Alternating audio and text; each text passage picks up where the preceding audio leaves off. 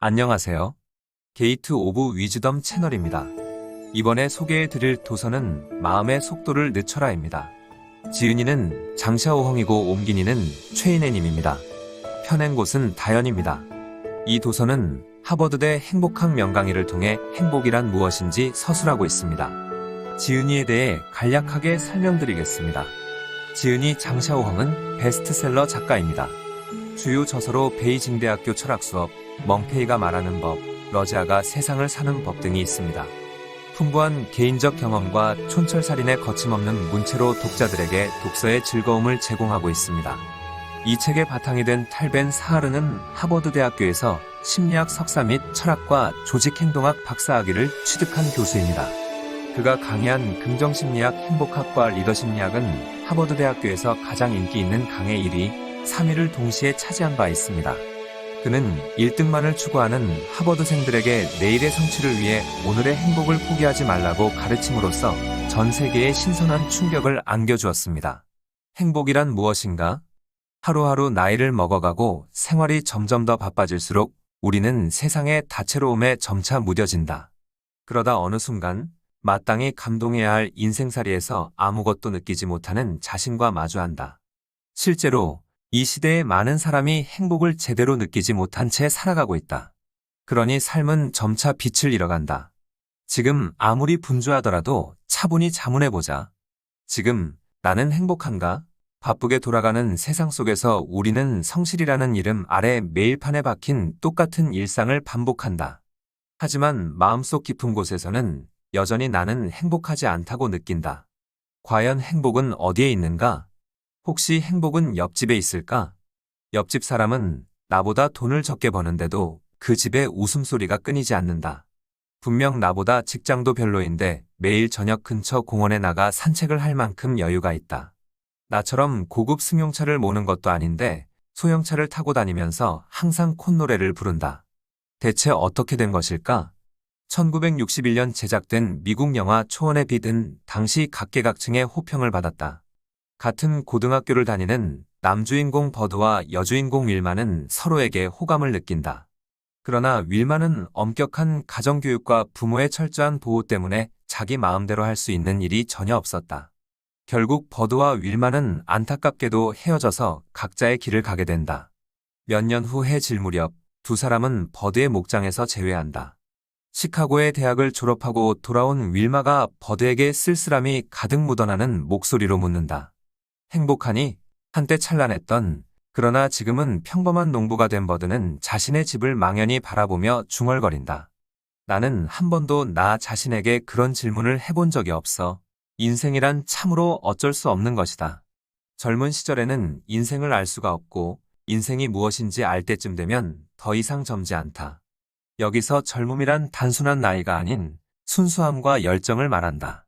순수함을 저버리고 열정을 외면하는 일이 반복되면 우리 인생은 행복과 영영 상관없는 길로, 심지어 전혀 반대되는 길로 향하게 된다. 사실 행복은 하나의 감각이다. 행복을 위한 조건은 없으며 모든 것은 마음가짐에 달려있다. 행복하기로 마음먹는다면 길가의 허름한 포장마차에서 끼니를 해결해도 얼마든지 즐거울 수 있다. 그러나 욕심과 이해득실에 얽매여 마음의 평화를 잃으면 산의 진미를 먹어도 모래를 씹는 것 같고 천하의 절경을 보아도 피곤할 뿐이다. 만족할 줄 알면 항상 즐겁다라는 옛말처럼 지나친 욕심만 버린다면 행복을 얻기란 그리 어렵지 않다. 행복이란 무엇인가? 사람은 누구나 자신만의 행복 기준을 가지고 있고 이 기준이 충족됐을 때 비로소 행복하다고 느낀다. 그래서 다른 사람의 행복이 내가 생각하는 행복과 다를 수 있다. 이렇듯 행복은 지극히 주관적인 것이지만 그래도 행복의 조건을 정의한다면 두 가지로 압축할 수 있을 것이다. 하나는 자신이 사랑하는 사람과 함께 있는 것이요. 다른 하나는 자신이 좋아하는 일을 하는 것이다. 우리는 먹고 살기 위해, 꿈을 이루기 위해 날마다 고군분투한다. 복잡하고 냉정하게 돌아가는 사회 시스템에서 매일 최선을 다해 일하고 더 좋은 지위와 더 많은 소득을 위해 오랜 친구와의 술자리도 외면한 채 죽어라 야근을 한다. 그런데 한번 생각해보자. 이것이 과연 당신이 원하던 인생인가? 내면의 진실한 목소리는 지금 당신에게 뭐라 말하고 있는가? 나는 행복한가? 놀랍게도 우리는 이 중요한 문제를 일부러 외면할 때가 많다.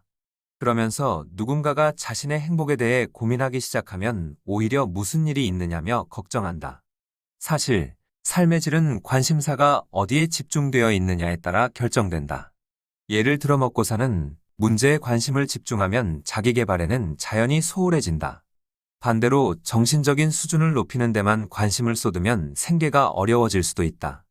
모든 면에서 두루 균형 잡힌 삶을 원한다면 때때로 자기 자신을 점검해 봐야 한다. 가끔은 스스로에게 나는 행복한가? 하고 자문해 보자. 세상 사람들이 당신을 이상하게 볼지라도 나 자신의 행복에 대해 고민하기를 멈추지 말라. 행복과 돈의 상관관계. 차하르는 말한다. 돈과 행복은 둘 다 인생에 없어서는 안 될 필수품으로 절대 서로 대치되는 개념이 아니다. 돈과 행복은 질 높은 삶의 필수 요건이다. 물론 행복감이 물질적 수준과 반드시 정비례하는 것은 아니다. 분명 먹고 살기에 급급한 사람은 행복지수도 낮다. 그러나 생계 걱정 없는 부유한 이들이 꼭 행복하다고 단언할 수는 없다. 실제로 행복지수가 가장 높은 계층은 대개 중산층의 봉급생활자다. 이들은 당장 먹고 살 일을 걱정하지 않아도 되고 사업 스트레스에 시달리지도 않는다. 그저 자기 가정을 지키고 마른 일을 하면서 가끔 친구들과 술 한 잔 나눈다. 혹은 여가 시간을 이용해 독서나 서예 같은 취미 활동을 즐긴다. 이 얼마나 행복한가. 하버드 대학교에서 미국의 대학생 1,500명을 대상으로 전공 선택의 이유를 조사한 결과 무려 1,225명이 돈을 벌기 위해서라고 답했다. 적성에 맞아서 혹은 흥미에 따라서 전공을 정한 학생은 고작 245명에 그쳤다. 그런데 돈을 많이 벌면 행복할 것 같으냐는 질문의 후자는 자신 있게 자기 의견을 피력한 반면 전자는 대부분 제대로 답하지 못했다. 삶의 수준이 높아질수록 삶의 조건 또한 좋아진다. 그럼에도 여전히 많은 사람이 자신은 행복하지 않다고 생각한다. 심지어 물질은 풍족해졌지만 행복감은 오히려 줄었다고 느끼는 이가 많다. 몇 해 전 40여 개국에서 국가당 1,000명을 대상으로 재산과 생활만족도 사이의 상관관계를 조사하는 대규모 연구가 진행됐다. 연구 결과에 따르면 비교적 빈곤한 국가의 경우 재산 증가가 생활만족도 향상에 직접적인 영향을 주는 것으로 나타났다. 그러나 국민 총생산이 8,000달러를 넘어서면 그 후로는 재산이 증가해도 생활만족도가 지속적으로 높아지지 않았다. 다시 말해 생계를 유지하는 것 자체가 힘들 정도로 가난할 때는 돈이 행복과 기쁨을 가져다 주지만 일단 먹고 사는 문제가 해결되고 나면 수입이 아무리 늘어도 그로 말미암아 행복감이 커지지는 않는다는 것이다. 또 다른 연구에서는 돈에 대한 인식이 돈 자체보다 행복감에 더 큰 영향을 준다는 사실이 드러났다. 즉, 돈을 중요시하는 사람일수록 자신의 수입에 불만을 느끼고 현재의 삶을 행복하지 않다고 생각할 가능성이 크다는 것이다. 행복에 대한 정의는 사람마다 다르다. 그러나 여전히 많은 이가 돈이 있어야만 진정으로 행복해질 수 있다고 믿는다. 정말 그럴까? 오로지 돈을 목적으로 살아가는 인생에 과연 행복이나 기쁨이 있을까? 이에 대해 샤하르는 말한다. 돈을 목적으로 살아가는 사람이 행복하지 못한 이유는 그들에게 다른 선택의 여지가 없어서가 아니다. 물질을 행복보다 더 높은 자리에 올려놓은 그들의 결정이 자신을 불행하게 만든 것이다. 연봉이 50만 위안에 달하는 A씨. 그에게 가장 큰 낙은 직접 장을 봐서 맛있는 요리를 해먹는 것이다. 자기 손으로 만든 맛난 요리를 먹으며 맥주 한 잔 마시는 것보다 더 행복한 일은 없다는 게 그의 지론일 정도다. 하지만 안타깝게도 그가 이런 호사를 누리는 날은 1년에 두세 번뿐이다. 평소에는 끼니를 챙길 시간조차 없을 정도로 바쁘기 때문이다. 연봉 100만 위안의 CEO B씨. 그는 해외로 휴가를 가도 매번 노트북을 챙겨가서 직원들과 수시로 통화하며 업무를 본다. 시차 때문에 직원들의 업무 시간에 맞추려면 새벽같이 일어나 국제전화를 걸어야 하고 때로는 밤을 꼬박 새울 때도 있지만 어쩔 수 없다. 회사에는 늘 긴급한 일이 산적해 있기 때문이다. 이렇듯 밤낮을 가리지 않고 일한 덕분에 돈은 많이 벌었지만 스트레스도 덩달아 늘어났다.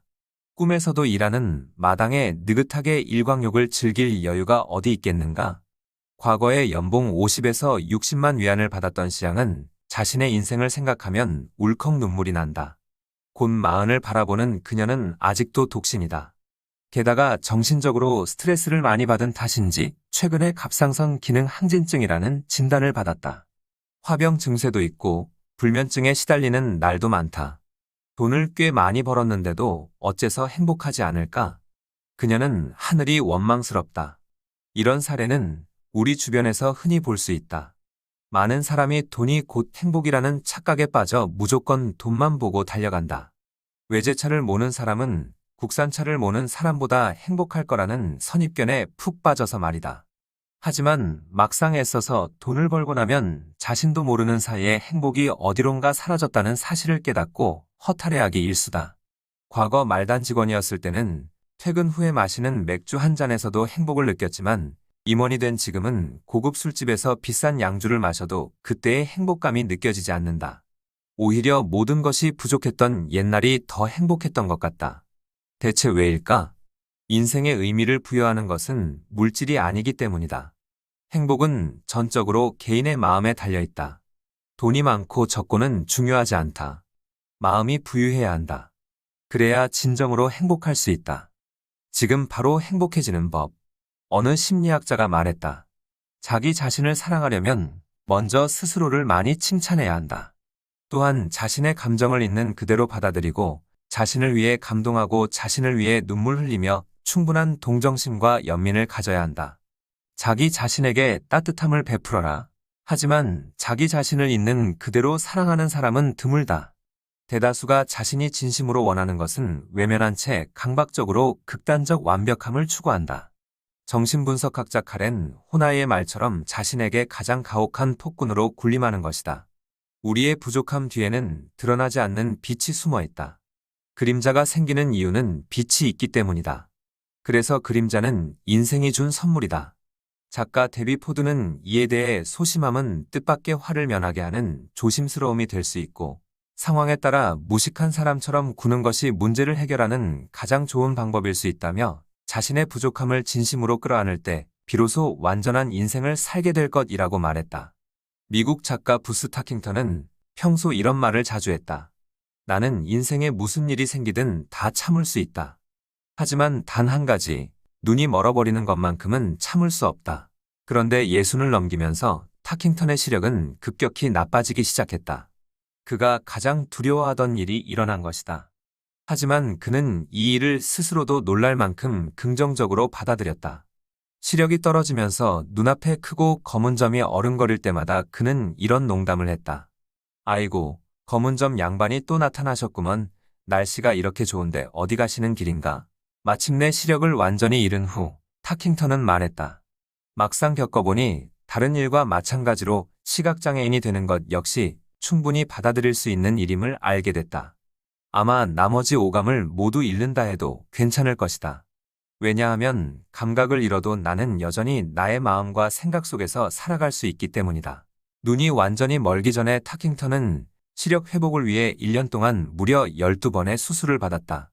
그는 수술을 받을 때마다 인간의 눈처럼 세밀한 기관을 수술할 만큼 의료 기술이 발달한 시대에 태어난 행운에 감사했다고 한다. 수술을 12차례나 받고도 결국 시력을 잃었다면 당신은 어떻게 반응했을까? 타킹턴은 이 일로 오히려 인생이 허락한 모든 것을 겸허히 받아들이는 법을 배웠으며 인생은 자신이 감당하지 못할 일이나 받아들일 수 없는 일을 절대 주지 않는다는 사실도 깨달았다. 완벽을 향한 갈구가 커질수록 우리는 자신의 불완전한 부분을 자꾸 발견하게 된다. 그래서 헬스클럽마다 사람이 넘쳐나고 성형외과가 문전성시를 이루는 것이다. 하지만 꽃이 아무리 향기롭게 핀다 한들 언젠가는 지게 마련이고 제비가 아무리 아름답게 춤을 춘다 한들 찬바람이 불면 남쪽으로 날아가야 하는 법이다. 마음속에 사랑이 있는 사람은 인생이 얼마나 아름다운지 얼마나 행복한 것인지 느낄 수 있다. 그리고 사랑의 빛이 마음을 비출 때 우리는 비로소 가장 완벽한 자신과 만나게 된다. 모든 사람이 완벽한 자신을 꿈꾸며 완벽을 향해 달려간다. 진짜로 완벽한 사람이 됐다고 치자. 완벽해진 후에도 과연 세상이 원래 그랬던 것처럼 아름답게 느껴질까? 자신의 불완전함을 담담히 직시하고 자신을 있는 그대로 받아들이며 자기 자신과 조화롭게 지내는 법을 배워야 한다. 그래야 진정한 내면의 평화를 얻을 수 있고 자신의 부족함으로 말미암아 이 세상이 얼마나 아름다운지를 깨달을 수 있다. 이것이 바로 행복의 시작점이다. 망설이지 않는 것이야말로 청춘이고 설명하지 않는 것이야말로 여유이다. 쉽게 손을 놓지 않는 것이야말로 진정한 사랑이고 완벽하지 않은 것이야말로 인생이다. 인생은 짧다. 그러니 나중에 행복해지기를 기다리지 말고 바로 지금 행복할 수 있는 길을 찾아라. 열정으로 행복을 붙잡아라. 샤하르의 행복학 강의 중에 이런 내용이 있다. 내면의 열정을 따르라. 이는 자신에게 의미가 있고 또 즐거울 수 있는 일을 선택하라는 뜻이다. 다시 말해 쉽게 A학점을 받을 수 있을 것 같다는 이유로 좋아하지도 심지어 흥미도 없는 강의를 고르지는 말라는 것이다. 스티브 잡스는 말했다. 당신에게 주어진 시간은 유한하다. 그러니 남의 인생을 사느라 그 시간을 낭비하지 말라. 도구마 독단적인 신념이나 학설의 덫에 빠지지 말라. 그것은 다른 사람이 내린 결론에 맞추어 사는 것을 말한다. 타인의 의견이 만들어내는 잡음에 당신 내면의 목소리가 묻히도록 두지 말라. 무엇보다 중요한 것은 당신의 가슴과 직관을 따르는 용기를 갖는 것이다. 당신은 이미 자신이 무엇이 되고 싶어 하는지 분명히 알고 있다. 그 밖의 모든 것은 부차적이다. 참된 성공을 거두는 유일한 길은 바로 자신의 일을 진심으로 사랑하고 열정을 갖는 것이다. 내면의 목소리를 따라 자신이 사랑하고 열정을 바칠 만한 일을 할 때 비로소 온갖 역경과 어려움을 이길 힘과 진정한 행복을 얻을 수 있다. 경영 이념의 차이 때문에 이사회와 마찰을 빚었던 잡스는 결국 애플에서 축출당하고 만다. 자신이 직접 세우고 피땀 흘려 일군 회사에서 그야말로 맨몸으로 쫓겨난 것이다. 그러나 이러한 시련도 일에 대한 잡스의 열정을 꺾지 못했다. 그는 끊임없는 노력과 도전을 통해 고난을 극복했고 마침내 애플 CEO로 복귀했다. 과거보다 더욱 영민하고 혁신적인 모습으로 돌아온 잡스의 지휘 아래 애플은 수많은 기적을 일궈냈다. 잡스는 자신이 비범한 업적을 이뤄낼 수 있었던 이유는 다행히도 열렬히 사랑할 수 있는 일을 찾았기 때문이라고 말했다. 실제로 잡스는 자신의 일을 그 어느 것보다도 사랑했다. 심지어 췌장암 수술을 한 후에도 곧장 일터로 복귀할 정도였다. 그러한 사랑과 열정이 오늘날의 애플을 만들어낸 것이다. 인생이 당신의 뒤통수를 친다고 해도 자신감을 잃지 말라. 일에 대한 사랑은 내가 최근 몇 년 동안 겪었던 수많은 어려움을 극복하고 버틸 수 있었던 유일한 이유다. 잡스의 열정은 내면에서 우러난 것이었다. 진심이었기에 아무리 어렵고 힘든 문제가 와도 얼마든지 극복하고 행복을 찾을 수 있었다. 그래서 내면의 일정을 따라 진실한 자신으로 사는 것만큼 인생에 큰 지혜도 없다. 교향곡 운명, 영웅, 열정 등을 작곡한 위대한 음악가 베토벤은 인구가 채 3만 명도 되지 않는 작은 도시 본에서 태어났다. 베토벤은 훌륭한 작곡가였지만 치명적인 장애가 있었다. 귀가 잘 들리지 않았던 것이다. 26살 때부터 나빠지기 시작한 청력은 45살 때 완전히 사라졌다. 음악가에게 귀가 들리지 않는다는 것은 그 자체로 사형선고나 다름없었다. 그러나 강인하고 고집스러운 베토벤은 가혹한 운명에 굴하지 않았다. 오히려 언젠가 운명의 목을 조르고야 말겠다 며 의지를 불태웠다. 그는 피아노의 소리를 듣기 위해 나무 막대기를 입에 물고 막대기의 다른 쪽 끝을 피아노 뚜껑 아래 댔다. 피아노의 진동을 이로 느끼려 한 것이다. 그는 이 방법을 이용해 수많은 곡을 작곡했다. 1824년 5월 7일 베토벤은 제9번 교향곡 합창 애초연을 성공적으로 지휘해냈다. 청력을 완전히 잃은 상태에서 불세출의 명곡을 작곡하고 또 지휘한 것이다.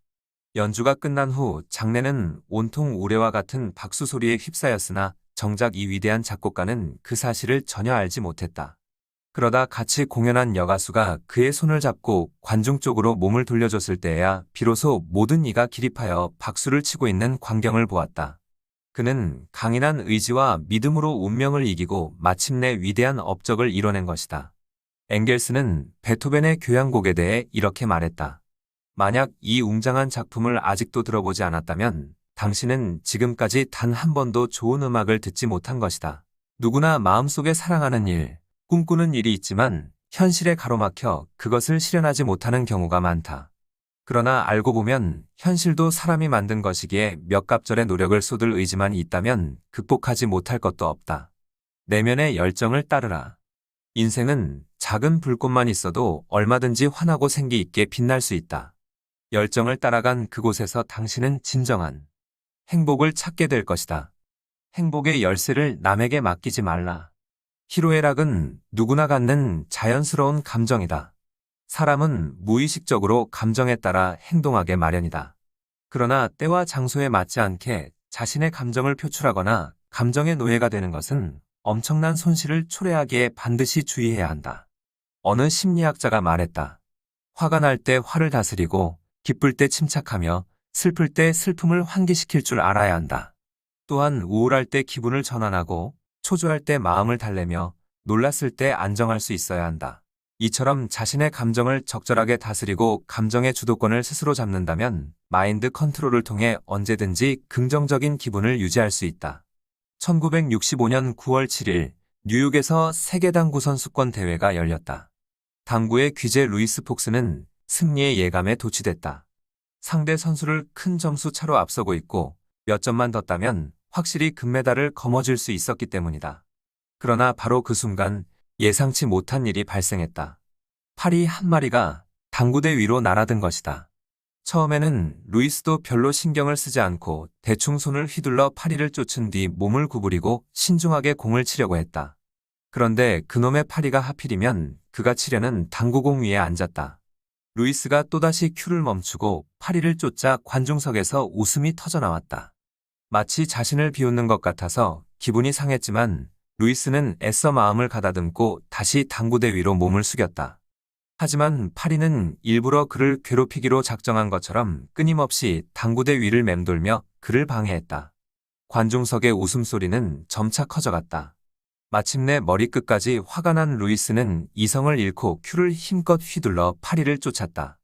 그러다 그만 부주의하게 공을 건드렸고 심판이 이를 규칙 위반으로 판단하는 바람에 공격권을 빼앗기고 말았다. 상대편 선수는 그 기회를 놓치지 않고 기세를 몰아서 점수차를 바짝 좁혔고 마침내 루이스를 앞질렀다. 루이스는 결국 자신의 감정을 다스리지 못한 탓에 금메달을 놓치고 말았다. 프랑스 작가 듀마는 말했다. 기쁨과 괴로움, 성공과 실패는 한순간 생각의 차이로 결정된다. 때때로 우리는 성공하고 싶다는 욕심에 사로잡힌 나머지 명예와 이익을 좇는데 급급해 마음의 평안을 잃고 불안함에 시달린다. 하지만 부정적인 감정이 우리의 머리를 지배하고 있는데 어떻게 발전적이고 바른 방향을 찾을 수 있겠는가? 자기 감정의 노예가 되거나 감정에 휩쓸려 행동하지 말고 감정을 통제할 수 있어야 한다. 상황이 아무리 나빠도 자신을 둘러싼 환경을 지배하려고 노력함으로써 스스로를 암흑에서 구해야 하는 것이다. 이 세상에 오욕칠정을 느끼지 않는 사람은 없다. 다시 말해 부정적인 감정에서 완전히 자유로울 수 있는 사람은 없다는 뜻이다.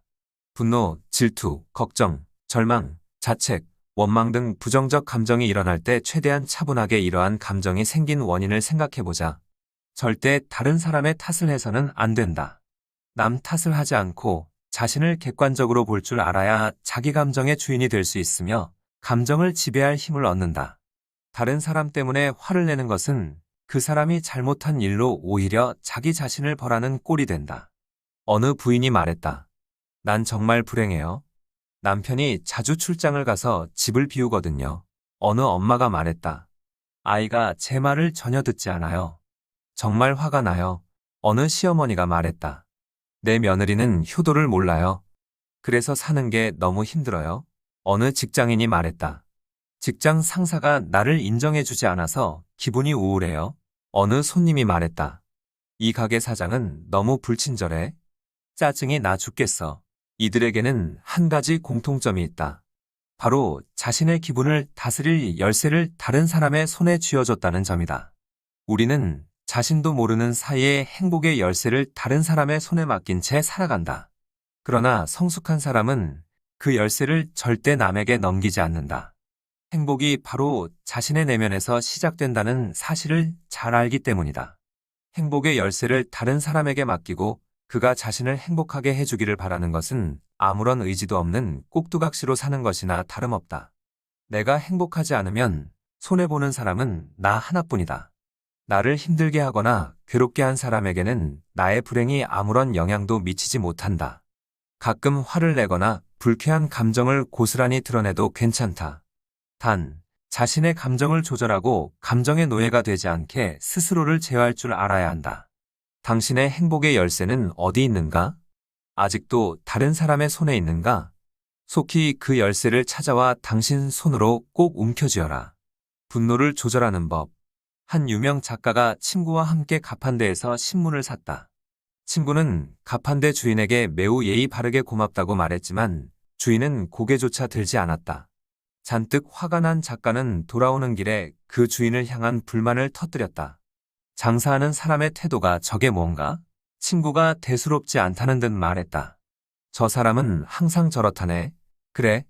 그런데 자네는 화가 안 나는가? 그가 이상하다는 듯 묻자 친구가 웃으며 대답했다. 화나지. 하지만 저 사람의 태도가 내 기분을 좌지우지하게 내버려 둘 필요는 없지 않은가? 살다 보면 화날 일이 정말 많다. 부부싸움을 할 수도 있고, 직장에서 상사 또는 동료와 분쟁이 생길 수도 있다. 자식이 말을 안 듣고 반항해도 화가 나고, 심지어 퇴근길에 차가 지나치게 막힐 때도 분노가 치민다.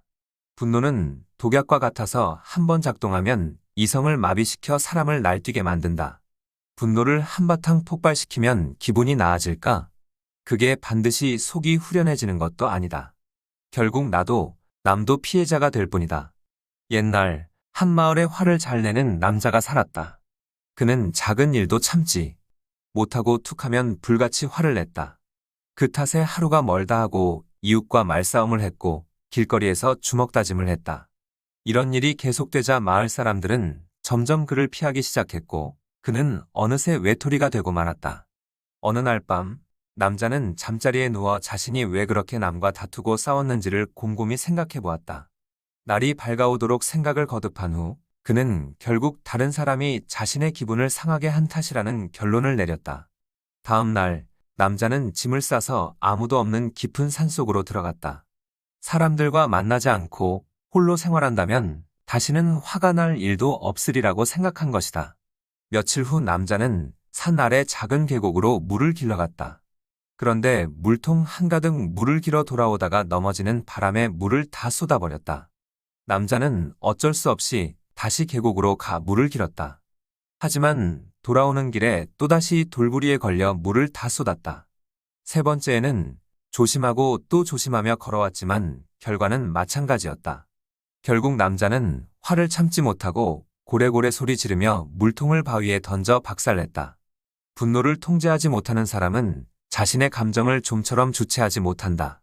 이들은 불꽃에 노출된 휘발유와 같아서 언제 분노의 화염에 휩쓸릴지 알 수가 없다. 몇몇 사람이 방 안에서 어떤 사람의 행실에 대해 이야기하고 있었다. 한 사람이 말했다. 그 사람은 다른 것은 다 좋은데 딱 두 가지를 고쳐야 해. 하나는 툭하면 화를 내는 것이고 다른 하나는 경솔하게 행동하는 것이야. 그런데 마침 당사자가 방 앞을 지나다가 그 말을 듣고 말았다. 머리끝까지 화가 난 그는 대뜸 방문을 박차고 들어가 삿대질하며 소리쳤다. 내가 언제 툭하면 화를 내고 경솔하게 행동했다고 그래? 방 안에 있던 사람들은 깜짝 놀라 서로를 바라보았다. 잠시 후 모두가 한 목소리로 외쳤다. 지금 그러고 있잖아. 아예 화를 내지 않고 살기란 불가능하다. 하지만 어느 정도 통제해야만 한다. 분노의 감정을 통제하지 못하면 미쳐 날뛰는 사자처럼 주변 사람을 다치게 할 수 있기 때문이다. 미국 남북전쟁 당시 국방장관 에드윈 스탠턴이 씩씩거리며 링컨 대통령을 찾아왔다. 어느 장군이 저에게 모욕적인 언사를 했습니다. 글쎄, 제가 몇몇 사람을 편애한다며 비난하는 게 아닙니까? 그러자 링컨은 스탠턴에게 그 장군을 힐난하는 편지를 써보라고 권했다. 이에 스탠턴은 편지지 가득 실라라고 비판적인 글을 써서 링컨에게 보여주었다. 링컨은 고개를 끄덕이며 아주 잘 썼다고 칭찬했다. 하지만 막상 스탠턴이 문제의 편지를 장군에게 보내려고 하자 그를 말렸다. 괜한 분쟁을 일으킬 필요는 없어. 그 편지는 벽난로에 던져 태워버리시오. 또 링컨은 차분한 어조로 대답했다. 화가 났을 때 그 감정을 가슴에 쌓아두는 것은 분명 해롭소. 그렇다고 분노의 노예가 되어 다른 사람에게 분풀이를 해선 안 돼요. 그렇게 할 경우 더 큰 문제가 발생하고 더 많은 사람이 다치게 된다오. 그러면 어찌해야 합니까? 내가 편지를 쓰라고 한 것이 그 때문이오. 편지를 쓰면서 분노를 발산한 뒤 그 편지를 태우면 자연스럽게 감정을 정리할 수 있지요. 분노는 양날의 검이다. 잘 다루면 새로운 원동력이 될 수 있지만 잘못 다루면 이성과 지혜를 앗아가는 광풍이 될 수도 있다. 스스로 절제하지 못하고 분노에 휩쓸리면 다른 누구도 아닌 자기 자신이 가장 큰 손해를 보게 된다. 당나라 때의 유명한 선승들 이야기다. 한산이 습득에게 물었다. 세상 사람이 나를 비방하고 속이고 업신여기며 비웃고 깔보고 천대하네. 또한 나를 미워하고 속이니 대체 어떻게 하면 좋겠는가? 습득이 대답했다. 그저 참고 양보하고 내버려두며 피하고 견뎌내고 공경하며 더불어 다투지 않으면 몇 년이 지난 후에는 모든 것이 이치대로 되어가는 것을 볼 수 있을 것이네. 모든 모욕, 비웃음, 실패는 언젠가 반드시 연기처럼 사라진다.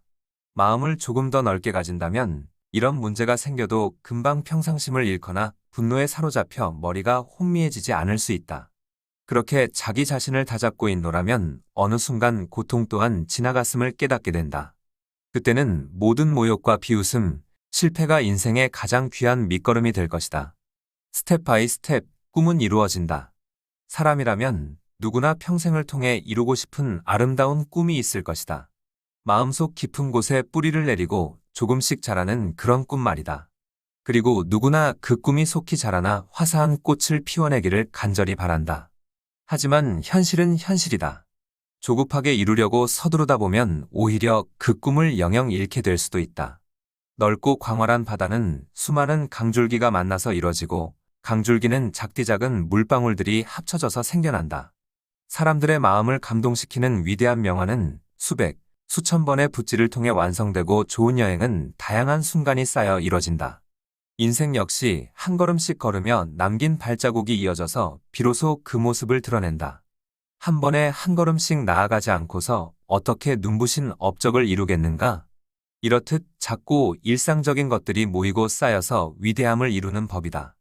1983년 한 청년이 뉴욕 엠파이어 스테이트 빌딩의 바깥쪽을 기어오르고 있었다. 지상에는 수많은 기자와 구경꾼이 모여서 그가 맨손으로 빌딩을 오르는 모습을 조마조마하게 지켜봤다. 청년은 느리지만 꾸준히 조금씩 위로 올라갔다. 가끔씩 그가 미끄러질 때마다 군중 속에서 두려움 섞인 짧은 비명이 터져나왔다. 그러나 청년은 당황하지 않고 잠시 그 자리에서 쉬다가 다시 위로 향했다.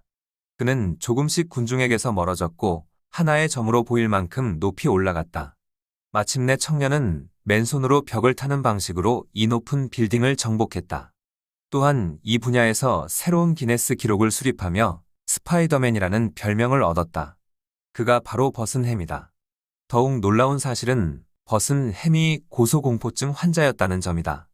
어떻게 고소공포증을 이겨냈냐? 는 질문에 그는 웃으며 대답했다. 처음부터 저 높은 빌딩을 끝까지 오르겠다고 결심하려면 엄청난 용기가 있어야 합니다. 하지만 한 걸음씩만 가자라고 생각하는 데는 그리 큰 용기가 필요하지 않지요. 저는 그저 한 걸음씩 오르는 것에만 집중했습니다. 한 걸음을 내딛고 나면 그 다음 걸음을 생각했지요. 그 결과 기적을 만들 수 있었습니다. 한 걸음씩 꾸준하게 걸어가다 보면 언젠가 목적지에 닿는다. 기적 또한 마찬가지다. 사소해 보이는 한 걸음 한 걸음이 쌓여서 기적을 만들어낸다. 한국의 프로골퍼 양용은 선수 어린 시절 그는 우연히 TV에서 한 외국인이 골프를 치는 모습을 본 후부터 골프에 완전히 매료됐다. 그러나 가난한 집안 형편의 골프를 배운다는 것은 상상도 못할 일이었다. 하지만 그는 포기하지 않았다. 그는 한 골프장을 찾아가서 공을 줍는 아르바이트부터 시작했다. 그곳에서 일하다 보면 골프를 배울 기회가 있을 것이라고 생각했기 때문이다. 다행히 그의 생각대로 조금씩 골프를 접할 수 있었다. 비록 코치에게 제대로 된 훈련을 받지는 못했지만 일을 하고 남는 시간마다 혼자 독학으로 골프를 익혔다. 자세나 기술은 TV를 통해 프로골퍼들의 경기를 보며 따라했다. 비록 아버지의 반대가 있었지만 그는 끝까지 고집을 꺾지 않았다. 골프가 이미 자신의 꿈이 되어버렸기 때문이다. 1997년 양용은 마침내 프로골퍼 테스트를 통과했다. 같은 해 미국의 골프 천재 타이거 우즈도 아마추어에서 프로로 전향했다. 그리고 단숨에 세계 대회를 휩쓸며 골프의 황제로 떠올랐다. 양용은은 타이거 우즈를 보며 또다시 구체적인 목표를 세웠다. 언젠가는 우즈를 꺾고 세계 최고의 자리에 오르겠다. 10여 년 후 37의 양용은 마침내 자기 자신과의 약속을 지켰다. 제91회 PGA 챔피언십에서 우즈를 꺾고 우승을 거머쥔 것이다. 이로써 그는 메이저 골프 대회에서 동양인 최초로 챔피언이 되었다. 양용은은 국민적 영웅이 되어 당당하게 금이 환영했다. 하지만 그 순간에도 그는 겸손함을 잊지 않았다. 나의 인생은 느린 박자로 흘러왔다. 나는 항상 한 번에 한 걸음씩 내딛었기 때문이다. 하지만 그렇게 10년이 지나고 20년이 지나자 기회가 찾아왔다. 결국에는 태도가 모든 것을 결정한다. 노력하는 사람은 반드시 이길 기회를 얻게 된다. 그날을 위해 오늘도 한 걸음을 내디딜 뿐이다. 미국의 저널리스트 모튼 헌트는 성공하는 인생의 비결을 전체를 수많은 작은 부분으로 세세하게 나누고 하나씩 해결해 나가는 것이라고 말했다. 한 걸음은 얼핏 별것 아닌 것처럼 보이지만 꾸준히 내딛다 보면 결국 앞으로 나아가게 된다. 반면 멈춰 서 있으면 영원히 아무것도 변하지 않는다. 더 이상 망설이지 말고 지금 그 한 걸음을 내디뎌라. 무탈한 하루에 감사하라. 잃어버리기 전까지는 소중함을 깨닫지 못하는 것들이 있다. 건강이 그렇고 아무 일 없이 조용히 지나가는 하루가 그렇다. 그런데 사람은 어리석게도 행복보다는 불행에, 평안함보다는 불안함에 더 민감하다. 그래서 불행이 닥치고 생활이 불안함에 휩싸이면 신경질적으로 반응하며 운명을 원망하지만 정작 평안하고 행복한 때에는 이를 당연하게 생각하고 아무것도 느끼지 못한다. 그러다 이 당연한 평안함과 행복이 깨지면 그제야 비로소 그것이 얼마나 소중한 선물이었는지를 깨닫는다. 평안함은 축복이다. 물론 이 사실을 모르는 사람은 없다. 그러나 다들 머리로만 알 뿐 가슴으로 절감하지는 못한다. 그래서 조용하고 평안한 나날이 지속될 때 그 속에서 진정한 행복을 찾고 누리는 사람은 손에 꼽을 만큼 적다. 오히려 사는 것이 재미가 없다고 혹은 감동거리나 낭만적인 일이 없다고 불평한다. 아무 일 없이 평범하고 안녕한 하루야말로 최고의 축복이요 진정한 행복이다. 그런데 왜 우리는 오늘 하루를 무사히 보낸 것에 대해 감사하지 않는 걸까? 소피아는 오랫동안 자신이 행복하다는 자각 없이 살았다. 하루하루가 늘 비슷했고 감정적으로 격앙되거나 드라마틱한 사건이 벌어지는 일도 거의 없었다. 평소 그녀의 표현대로 물 흐르듯 조용히 흘러가는 생활이었다. 그렇게 아무 일도 없는 나날이 이어지다 보니 언젠가부터 바람 잘 날 없는 친구들의 삶이 부러워졌다. 심지어 뭔가 일이 벌어져야만 인생의 의미가 있다는 생각마저 들었다. 그러던 어느 날 소피아는 친한 친구의 사고 소식을 듣고 헐레벌떡 병원으로 달려갔다. 친구는 다행히 목숨에 지장은 없었지만 꼬박 2달을 침대에 누워 있어야 할 만큼의 중상이었다. 창백한 얼굴로 말도 제대로 하지 못하며 힘들어하는 친구를 보고 있자니 소피아는 마음이 너무 아프면서 한편으로는 만감이 교차했다. 병원을 나서는 길, 소피아는 고개를 들어 하늘을 올려다봤다. 문득 자신은 매우 행복한 사람이라는 생각이 들었다. 어느 한 군데 아픈 곳 없이 걷고, 뛰고, 가고 싶은 곳을 자유롭게 가고, 먹고 싶은 것을 마음껏 먹을 수 있으니 얼마나 행복한가. 소피아는 무탈한 나날을 보내는 것이 얼마나 감사하고 행복한 일인지 깨달았다. 대개의 경우 우리는 행복하지 않아서가 아니라 행복을 발견하지 못해서 불행하다. 행복은 바로 우리 생활 속에 있다. 인파와 차량이 붐비는 도시에 살면서 아무런 사고 없이 하루를 보내는 것도, 매일 일을 마치고 집으로 돌아와 가족과 담소를 나누며 따뜻한 차를 나눠 마시는 것도, 음악을 듣고 책을 읽으며 여유있게 주말을 보내는 것도 모두 행복이다.